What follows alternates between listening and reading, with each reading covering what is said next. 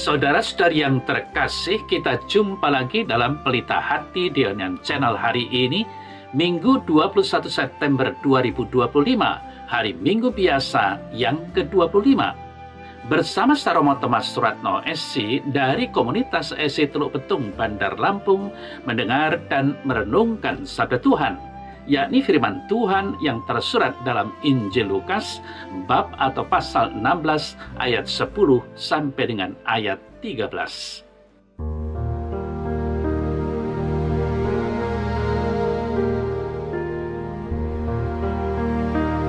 Sekali peristiwa, Yesus berkata kepada murid-muridnya, "Barang siapa setia dalam perkara-perkara kecil, ia setia juga dalam perkara-perkara besar. Dan barang siapa tidak benar dalam perkara-perkara kecil, ia tidak benar juga dalam perkara-perkara besar. Jadi, jikalau kamu tidak setia dalam hal mamon yang tidak jujur, siapakah yang akan mempercayakan kepadamu harta yang sesungguhnya? Dan jikalau kamu tidak setia dalam harta orang lain, siapakah yang akan menyerahkan hartamu sendiri kepadamu? Seorang hamba tidak dapat mengabdi kepada dua tuan, karena jika demikian ia akan membenci yang seorang dan mengasihi yang lain, atau ia akan setia kepada yang seorang dan tidak mengindahkan yang lain. Kamu tidak dapat mengabdi kepada Allah dan kepada Mamon."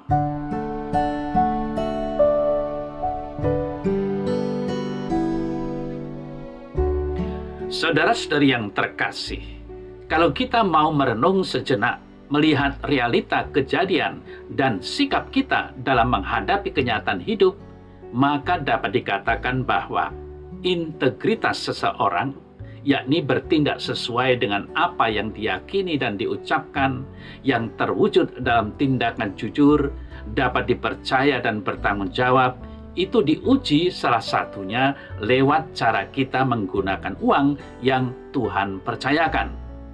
Tuhan memanggil kita agar setia dalam perkara kecil. Kalau lulus, ia akan mempercayakan kita perkara yang besar. Saudara-saudari yang terkasih, inilah yang ingin Yesus sampaikan lewat warta Injil hari ini. Secara khusus, ia mengutarakannya kepada orang-orang Farisi, sebab mereka lebih mengutamakan uang daripada Tuhan. Yesus ingin menyadarkan mereka bahwa mengumpulkan harta di surga jauh lebih berharga daripada harta di dunia. Mereka harus memilih antara mengasihi Allah atau mengasihi Mamon. Mereka tidak bisa memilih keduanya, sebab orang tidak bisa mengabdi kepada dua tuan. Ketika memilih mengasihi Allah, artinya mereka harus menomorduakan harta. Dengan begitu, mereka akan hidup dan bisa menikmati kekayaan surgawi. Sebaliknya, jika memilih uang dan dunia ini, mereka akan berakhir pada kebinasaan.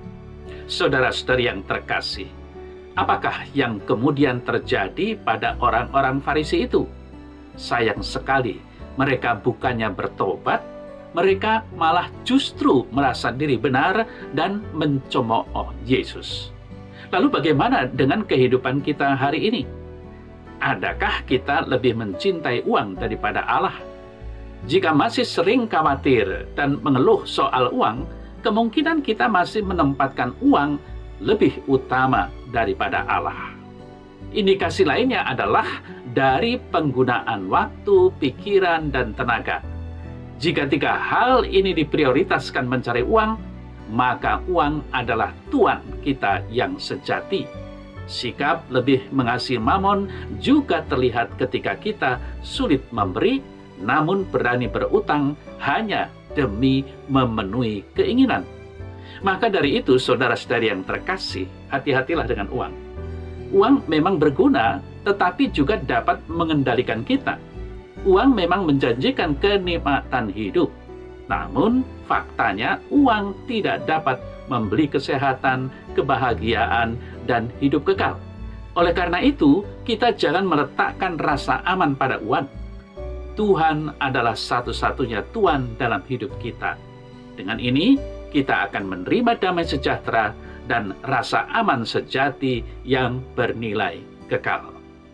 Saudara-saudara yang terkasih, kecerdikan yang dimiliki oleh pengikut Yesus haruslah dikembangkan untuk mempertanggungjawabkan apa saja yang dipercayakan kepada kita. Terutama diingatkan agar kecerdikan itu digunakan untuk mendapatkan teman yang menjamin kehidupan abadi. Orang yang bisa dipercaya dalam hal kecil memang akan dipercaya juga dalam hal-hal yang menentukan.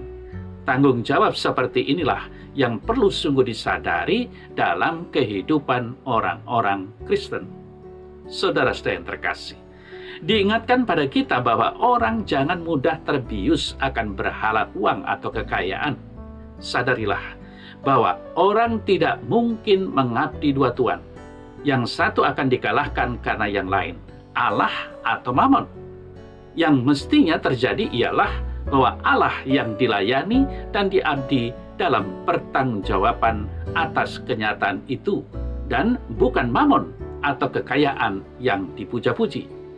Lalu bagaimana caranya supaya semangat UKA hari ini menjadi kenyataan dalam hidup Kristiani kita? Hal inilah yang perlu kita cari supaya kita bisa hidup dengan memilih yang tepat dan menghayatinya secara benar. Lalu pada akhirnya kita diingatkan akan suatu hikmat berharga bahwa pembenaran di hadapan manusia bisa kehilangan arti. Ingatlah, Allah itu menilai apa yang ada di lubuk hati. Murid-murid Yesus zaman ini, termasuk kita semua, Anda dan saya, perlu pencerahan ini. Kekayaan material tidak bisa dibawa ke dalam kubur. Pepatah pun menegaskan akan hikmat itu.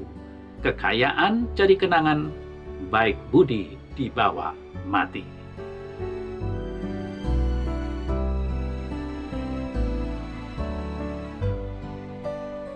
Dalam nama Bapa dan Putra dan Roh Kudus. Amin. Ya Allah Bapa, bimbinglah aku selalu untuk menjalani hidup ini dengan mengabdi Engkau semata-mata. Singkirkanlah segala sesuatu yang dapat memalingkan hatiku daripadamu, sehingga aku tetap dapat mempercayakan hidup ini hanya dalam belas kasih-Mu. Amin. Semoga Allah yang Maha Kuasa memberkati saudara, Bapa dan Putra dan Roh Kudus. Amin.